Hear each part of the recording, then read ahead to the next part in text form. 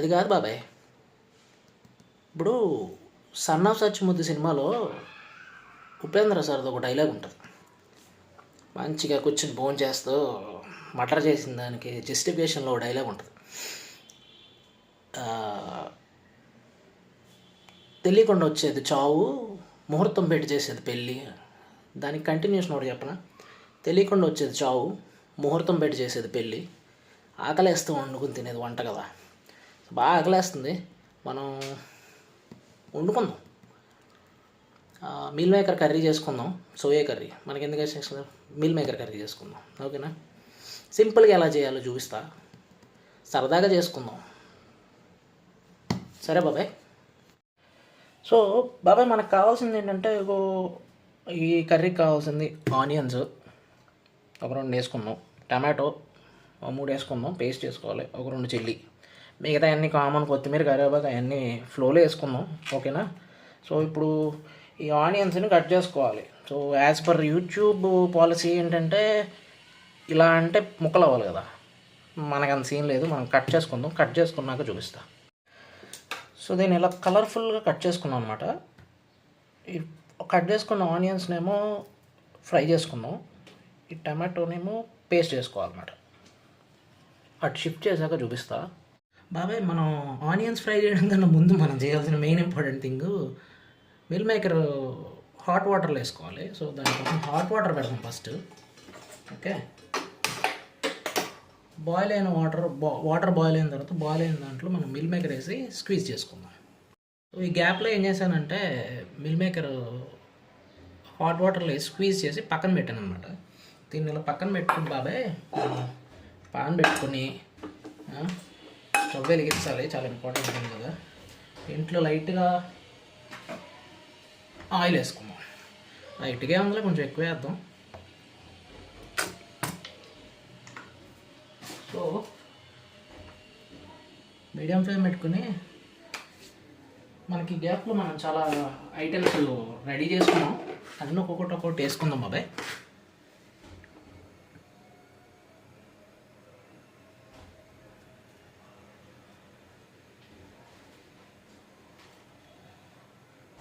Heat ఎక్కిన తర్వాత first thing ఏంటంటే లైట్గా ఆవాలు వేద్దాం. ఆవాలు వేసిన తర్వాత జీలకర్ర వేద్దాం బాబాయ్. జీలకర్ర అంటే చాలా చాలా ఇంపార్టెంట్, డైజెషన్కి ఎంత మంచిదంటే జీలకర్ర. నీకు చెప్తా, ఆనియన్స్ ఫ్రై అవుతాయి కదా, ఆ గ్యాప్లో నీకు జీలకర్ర గురించి జీవిత సత్యాలు కొన్ని చెప్తా. ఈ లోపు మనం ఏం చేద్దామంటే ఇందులో ఇందాక కట్ చేసుకున్నాం ఆనియన్స్ వేసుకున్నాం బాబాయ్. ఆనియన్స్తో పాటు పచ్చిమిర్చి కూడా వేసి అయ్యే ఇది. ఓకే,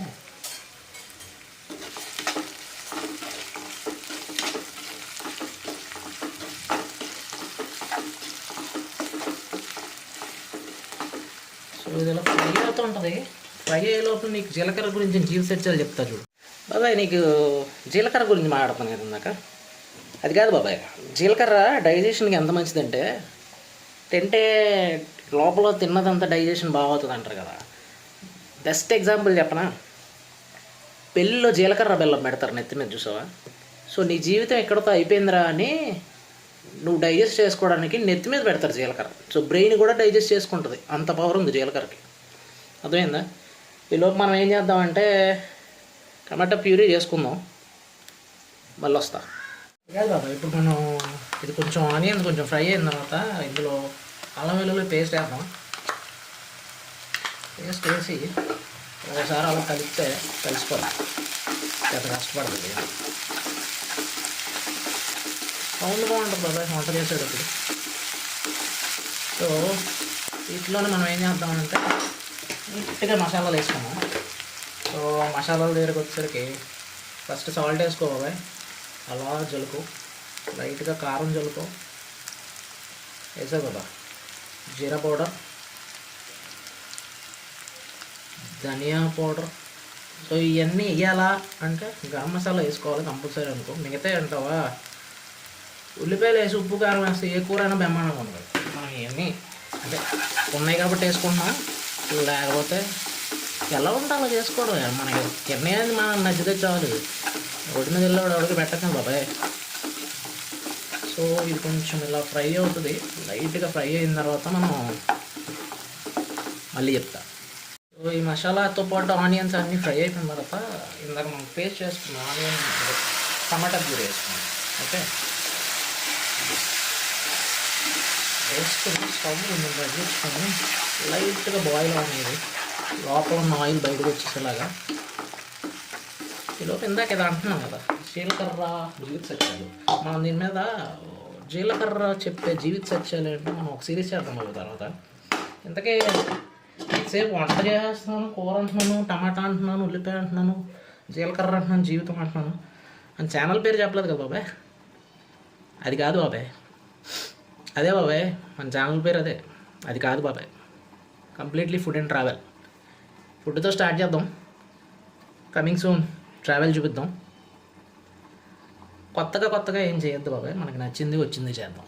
ఓకే, సో ఈలోపు ఇది బాయిల్ అవుతుంది, మళ్ళీ కలుద్దాం. సో బాబాయ్ మనకి ఇది బాగానే బాయిల్ అయిపోయింది, అదే ఫ్రై అయిపోయింది, మసాలా బాగానే ఫ్రై అయింది. ఇందులో మనం ఇందాక హాట్ వాటర్లో స్క్వీజ్ చేసుకున్న మీల్ మేకర్ వేసాము. మీల్ మేకర్ ఎంత మంచిదంటే బాబాయ్, భయంకరమైన ఫైబర్. ఏం తినాలో తెలియకపోతే దీంతో నీట్గా చాట్ చేసుకుని తినేస్తాయి సార్. సో ఇది ఇలా బాగా కలిపిన తర్వాత కొంచెం వాటర్ యాడ్ చేద్దాం. వాటర్ యాడ్ చేసి ఒక 5 minutes బాయిల్ అయితే మనకి కర్రీ రెడీ అయిపోతుంది. ఓకే, ప్రాసెస్ కంప్లీట్ అయ్యాక మళ్ళీ కలుద్దాం. సో బాబాయ్ మన కర్రీ ఆల్మోస్ట్ అయిపోయింది బాబాయ్. లాస్ట్లో మనం చేయాల్సిన మేజర్ థింగ్ ఏంటంటే ఒక నిమ్మకాయ అలా పిండుకొని కొత్తిమీర అలా వేసి నీట్గా ఒకసారి కలుపుకొని స్టవ్ ఆఫ్ చేసుకుని నీట్గా కంచంలో పెట్టుకుని అన్నం మీద వేసుకుని తినేయడమే. సో ఇదన్నమాట మన soya curry, meal maker. Next ఏంటంటే మనకి అందరిలోకి మనం అడగాలి కాబట్టి మనం ఎక్కడో చూసి నేర్చుకుని కాపీ కొట్టిన వంటలే. కాకపోతే కంటెంట్ నచ్చితే ఫాలో అవ్వండి. సబ్స్క్రైబ్ చేయండి. Jokes apart, thank you so much. నచ్చితే ఒక లైక్ కొట్టండి, షేర్ చేయండి. Thank you.